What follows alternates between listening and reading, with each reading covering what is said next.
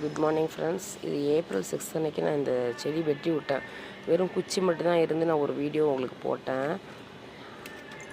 நான் இன்னும் 1 மந்த் ஆகும்னு சொன்னேன் துளிர் இதில் மொட்டு வைக்கிறதுக்கு. இதில் பார்த்தீங்கன்னா இப்போ இன்றைக்கி ஏப்ரல் 21, 15 டேஸ் தான் ஆகுது.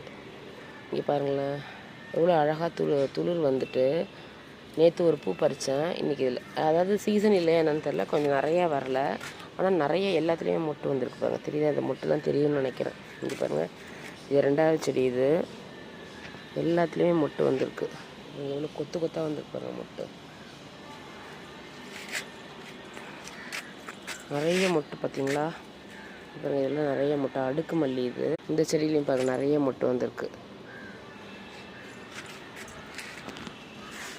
ஸோ அடிக்கடி இந்த இலைகள்லாம் உருவி விட்டிங்கன்னா அதிகமான பூக்கள் உங்களுக்கு கிடச்சிட்டே இருக்கும். நான் 1 மாதம் ஆகும்னா, ஆனால் 15